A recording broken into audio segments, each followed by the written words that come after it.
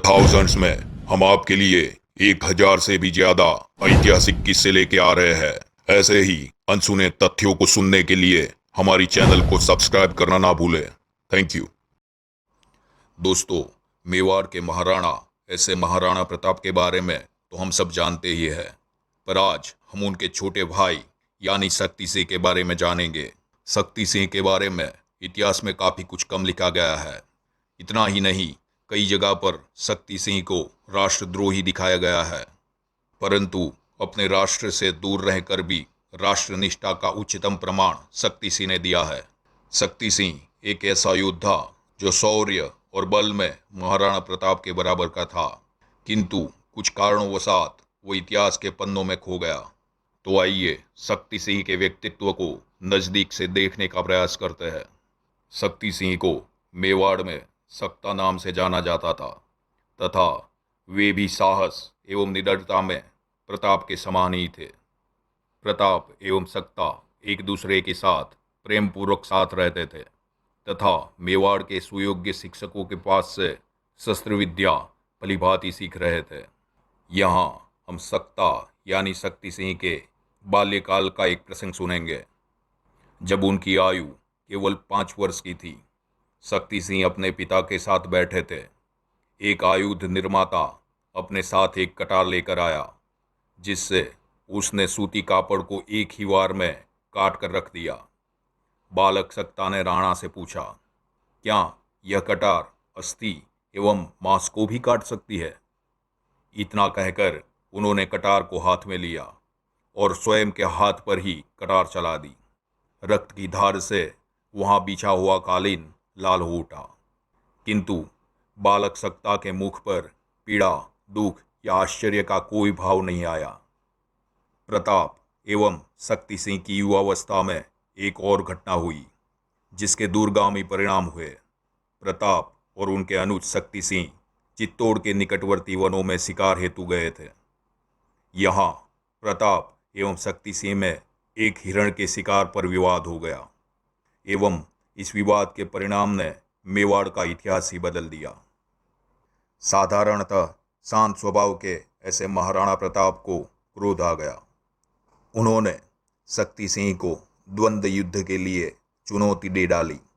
उस पर शक्ति सिंह ने चुनौती स्वीकार करते हुए कहा, पहला आघात आप करेंगे या मैं करूं? दोनों भ्राता एक दूसरे के सामने भाले तान कर खड़े थे।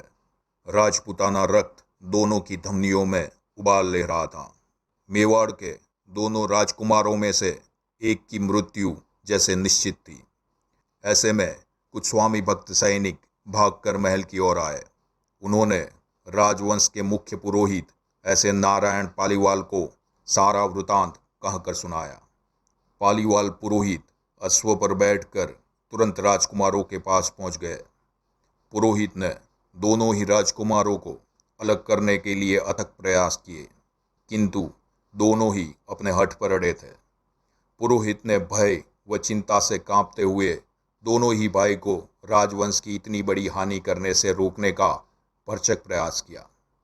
जब दोनों ही राजकुमारों ने पुरोहित की प्रार्थना पर ध्यान नहीं दिया, तो पुरोहित पालीवाल ने सर्वोच्च बलिदान दे दिया। आत्म बलिदान का वह मार्ग चुना जो राजवंश की सुरक्षा के लिए आवश्यक हो गया था। नारायण पालीवाल ने अपनी कटार निकालकर अपनी छाती में घोंप दी।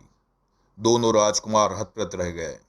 पुरोहित ने अपने प्राण त्यागने से पूर्व प्रताप से कहा, यदि आप दोनों अब भी नहीं रुके तो ब्रह्म हत्या का दोष आपके सिर होगा। पालीवाल पुरोहित समझ गए थे कि दोनों ही राजकुमारों के युवा हठ को तर्क से नहीं रोका जा सकता एवं अपने क्रोध की ज्वाला में उन्हें ज्ञान का दीपक भी नहीं दिखाई देगा। यदि दोनों में से एक भी राजकुमार घायल हो जाता या मृत्यु को प्राप्त हो जाता, तो मेवाड़ का राजवंश कभी भी समाप्त न होने वाली ऐसे अंतरकलह में डूब जाता। इस घटना के पश्चात प्रताप ने शक्ति सिंह को मेवाड़ से निर्वासित कर दिया। शक्ति सिंह स्वयं अकबर के दरबार में चले गए।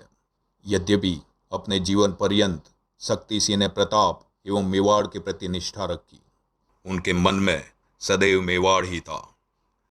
शक्ति सिंह ने मेवाड़ छोड़ने के पश्चात अकबर के दरबार में जगह बना ली थी।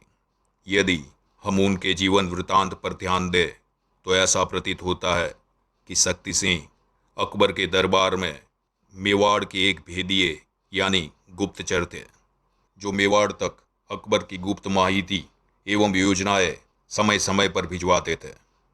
ईस्वी सन 1567 में अकबर द्वारा मध्य भारत के धौलपुर में किए गए अभियान के दौरान शक्ति सिंह को चित्तौड़ पर अकबर के आक्रमण की योजना का पता चल गया। एक दिन अकबर ने व्यंग में शक्ति सिंह से पूछा, मेवाड़ के अतिरिक्त सब हिंदू राजा मेरे अधीन हो चुके हैं। मैं मेवाड़ पर आक्रमण करूंगा, क्या तुम इसमें मेरी सहायता करोगे? एक रात शक्ति सिंह अपने कुछ विश्वस्त मित्रों के साथ चित्तौड़ की ओर निकल गए। वे अपने पिता उदय सिंह के पास पहुंचे और वहां जाकर उन्होंने अकबर द्वारा 80,000 की सेना के साथ चित्तौड़ पर आक्रमण की योजना के विषय में उनको अवगत करवाया। ये वही शक्ति सिंह हैं जिन्होंने हल्दी घाटी के युद्ध में प्रताप को अपना अश्व देकर उनकी प्राण रक्षा का अपना दायित्व निभाया। जैसा कि हम सब जानते ही हैं, हल्दी घाटी के युद्ध में महाराणा प्रताप का घोड़ा ऐसा चेतक जब घायल हो गया, तब मौके का फायदा उठाते हुए कुछ मुगल सैनिक महाराणा प्रताप के पीछे उनका वध करने के लिए भागे चले आए। जैसे ही 2 मुगल सैनिक प्रताप के निकट पहुंचे, तभी शक्ति सिंह ने महाराणा प्रताप को आवाज लगाई। प्रताप ने जब पीछे मुड़कर देखा कि शक्ति सिंह ने उन दोनों मुगलों का वध कर दिया है, शक्ति सिंह अब प्रताप के पास आए तो उनकी आंखों में दुख व प्रेम के आंसू थे और शक्ति सिंह ने अपना घोड़ा प्रताप को दे दिया ताकि वे शत्रु से बचकर बाहर निकल सके। अगर उस समय शक्ति सिंह महाराणा प्रताप की मदद के लिए ना आते तो शायद मेवाड़ का इतिहास कुछ और ही होता। अंततः ईस्वी सन 1580 में उन्होंने अकबर का दरबार छोड़ अपने भ्राता के नेतृत्व में रहने का निश्चय किया। इतना ही नहीं, ईस्वी सन 1583 में हुए ऐसे दिवेर के युद्ध में प्रताप के नेतृत्व में मेवाड़ के ध्वज तले उन्होंने युद्ध किया। यह एक व्यर्थ आक्षेप शक्ति सिंह पर लगाया जाता है कि वे धर्मद्रोही थे। उनका जीवन अगर हम देखें तो ठीक इस मान्यता के विपरीत उत्कट धर्मपरायणता का एक प्रबल उदाहरण था। अपने परिवार तथा परिजनों से उपेक्षित होने के बावजूद भी विशाल हृदय कैसे रखा जा सकता है, यह बात हमें शक्ति सिंह से सीखनी चाहिए। ऐसे ही अनसुने तथ्यों को सुनने के लिए हमारी चैनल को सब्सक्राइब करना ना भूलें। Thank you.